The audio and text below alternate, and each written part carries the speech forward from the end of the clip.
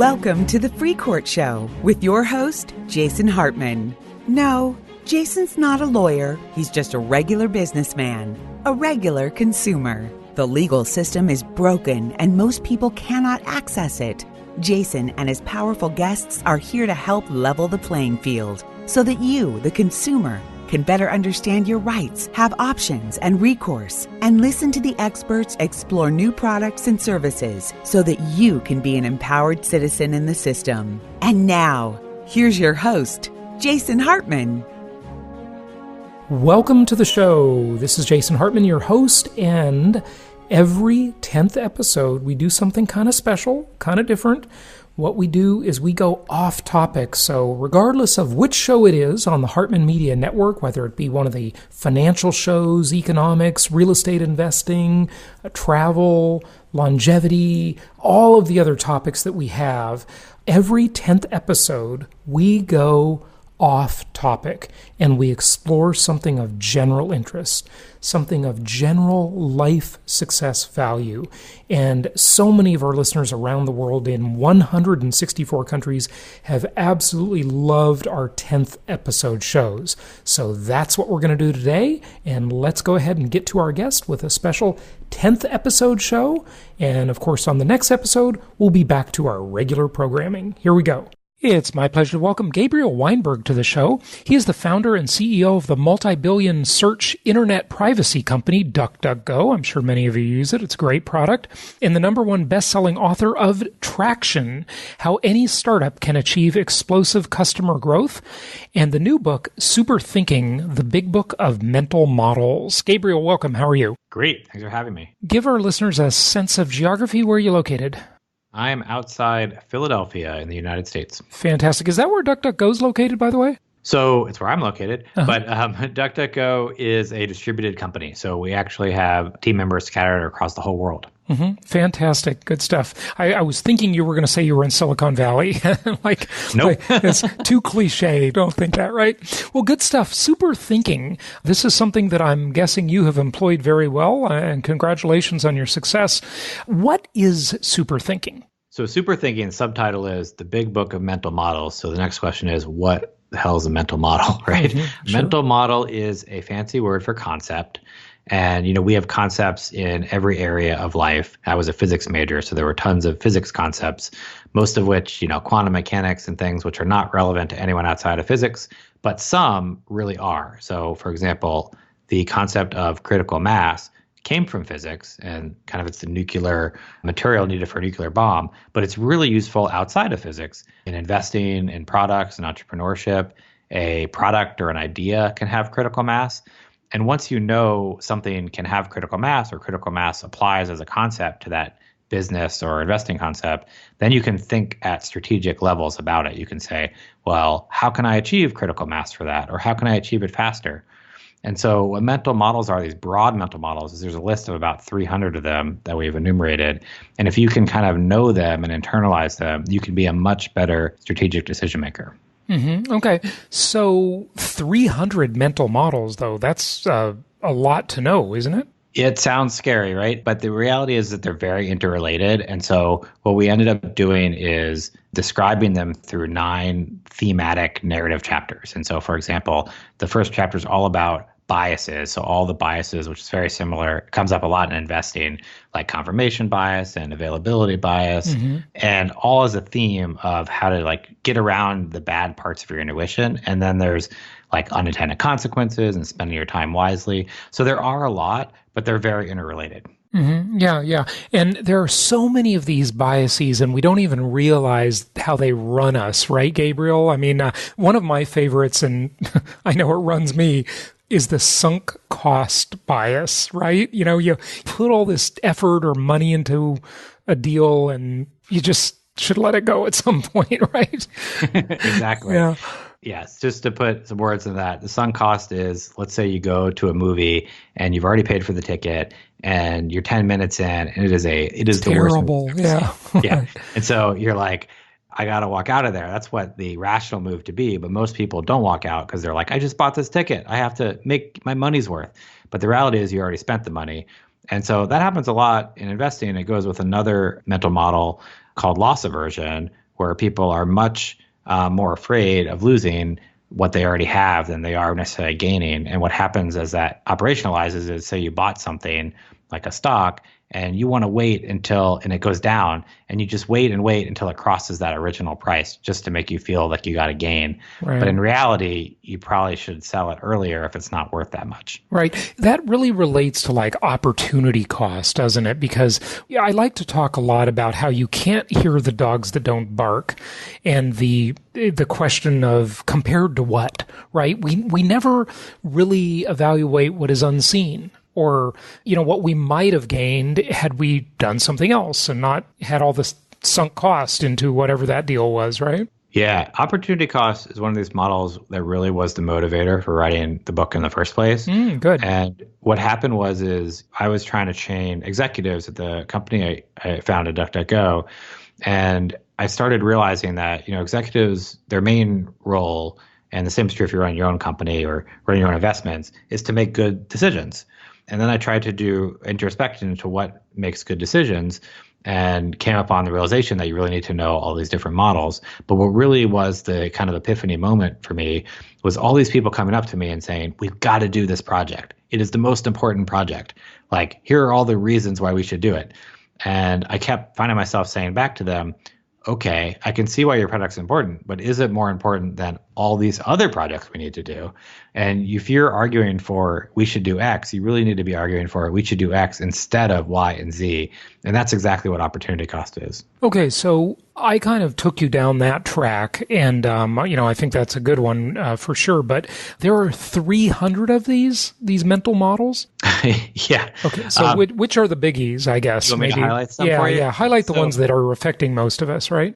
I mean, opportunity cost, and I want to be clear, it's like every one of these models, like opportunity cost comes from economics, right? Mm-hmm. And they come from a specific discipline, but they're really useful outside of it. That's where the metaphorical value really comes from, that you can apply this across your entire life for really any decision. Mm-hmm. But there are a few, like you said, that really carry more weight than some of the others.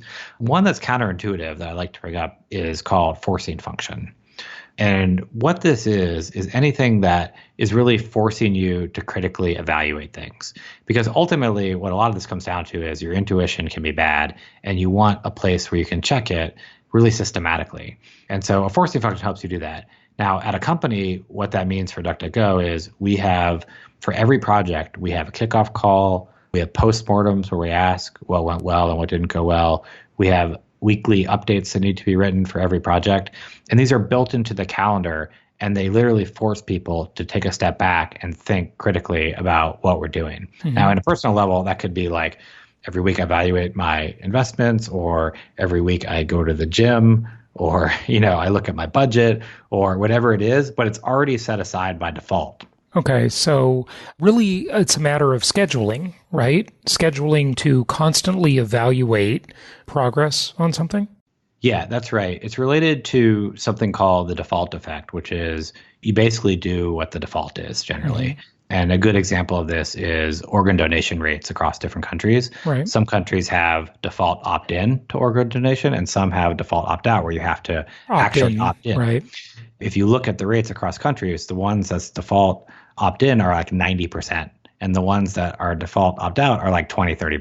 Mm-hmm. So if you have a default that is already into your calendar, then you're going to have that forcing function to think critically every single week. Mm-hmm. Whereas if you don't have that default, you might wait months before you actually think critically. And, you're going to waste your time, you're going to waste your money, et cetera. Mm-hmm. Yeah. Okay, good. What else? Tell us about some others. Yeah, the default effect. That's good.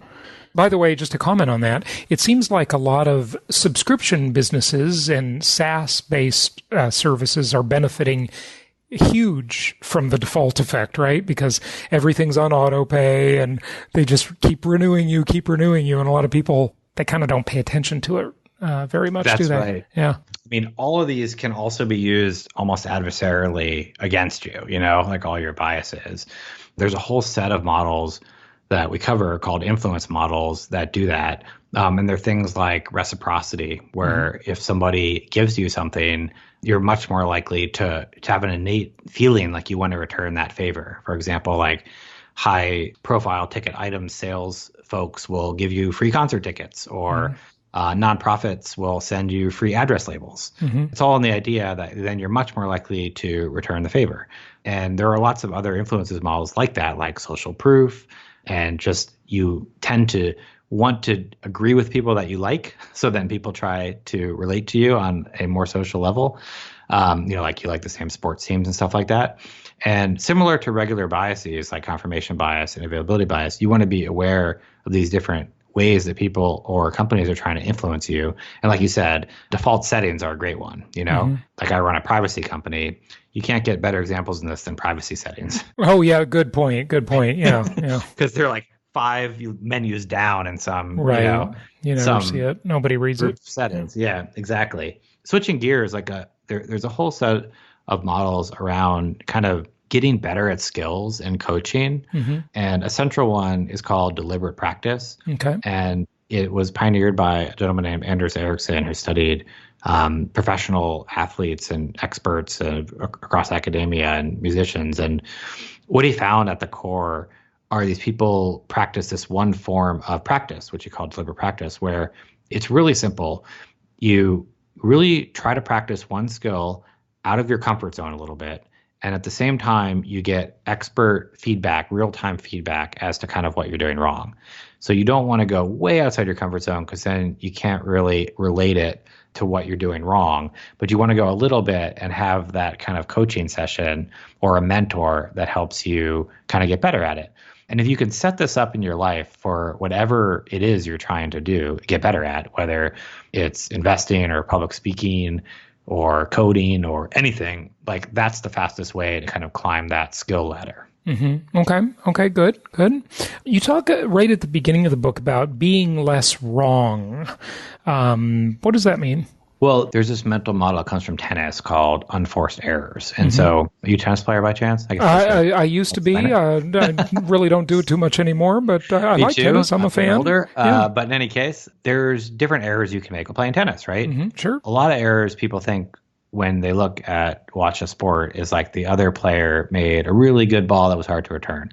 But it turns out a lot of errors in tennis are what they call unforced errors, where the opponent didn't force you to make an error at all. You just hit it into the net yourself, or double faulted, where you hit in the net when you serve. And unforced errors can theoretically be completely avoided. And so being less wrong is really about learning these models to help you predict how you might end up being wrong and then avoiding those things. And it's almost like a checklist of stupid mistakes or anti-patterns that you can fall into. A good example is unintended consequences. So you see this all the time now with companies like Facebook kind of raising their hand and saying, we could have never predicted that, people were going to use our system to manipulate people, or this or that was going to go wrong. Yeah. But the reality is you actually can predict these things if you kind of know the models around it. And I'll give you a silly example, but one that comes up a lot, a model called the Streisand effect. And this is actually from the actress Barbara Streisand, is where it got its name. Sure. She had a mansion, and she didn't want in Malibu, yeah, exactly. They didn't want to see it, and see how kind of ostentatious it was. And a photographer took a picture and put it on their website. Yep. No one had downloaded this thing. And then she sued the photographer, and all of a sudden it's a front page news story, and now everyone has seen it. Right. Sometimes it's better to just let it go, right? Exactly. Yeah. But it's so hard to do, right? But this is kind of the idea of this whole thing, is once you know that concept and something comes along and you're like, oh, I made a mistake, I put that out there on the internet, you got to stop and think, well, if I try to delete the post or comment on it or sue them, is that going to draw more attention to it? Right. And oftentimes it does. Yeah. And so that's the kind of question you got to ask yourself. And I agree with you completely. That law of unintended consequences, certainly, but it's very hard to evaluate.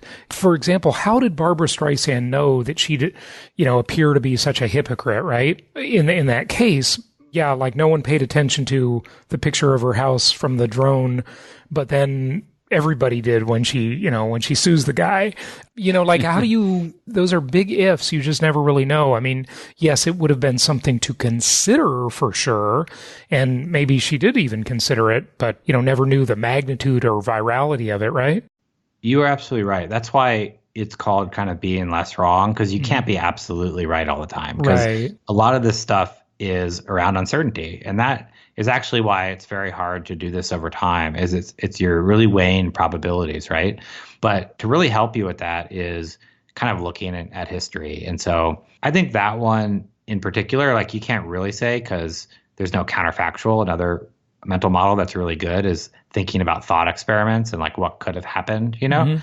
But in that case, there's a long history of celebrities suing people that look like they're under them in some way financially. Right. Sure. And it generally doesn't go well. Mm-hmm. Yeah. And so in that one, I think the probability was probably decently high that you might want to avoid it.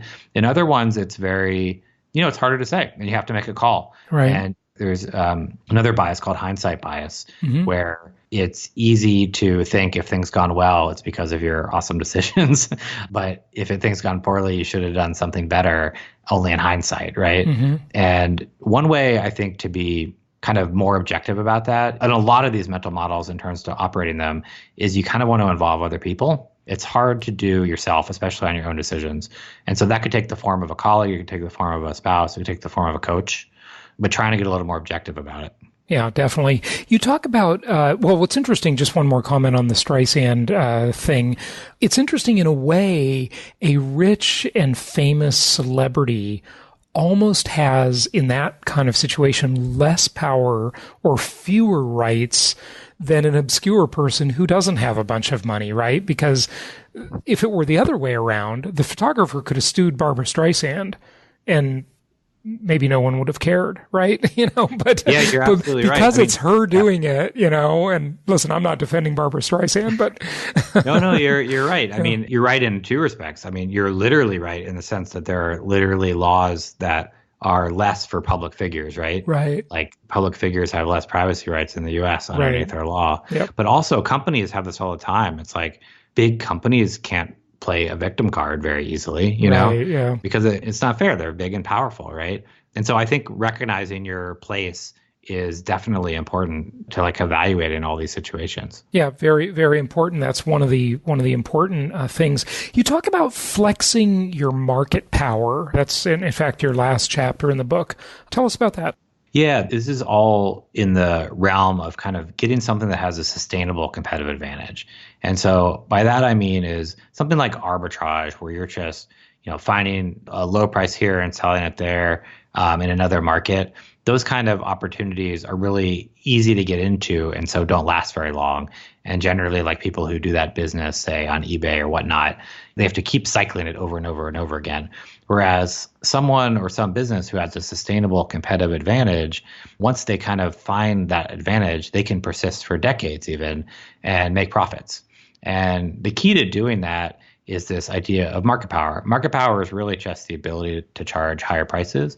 But if you think about it from a personal perspective, we have a lot of illustrations in the book, and this is one of my favorites. It's from the movie Taken, if you're familiar with that. I remember it, yeah. Where Liam Neeson says, I have a unique set of skills, Yeah. And that's basically what market power is. If you're somebody with a unique set of skills, then you can go sell those skills in the marketplace and basically demand your price, or the same if you're a company and you have a unique differentiated product that people want.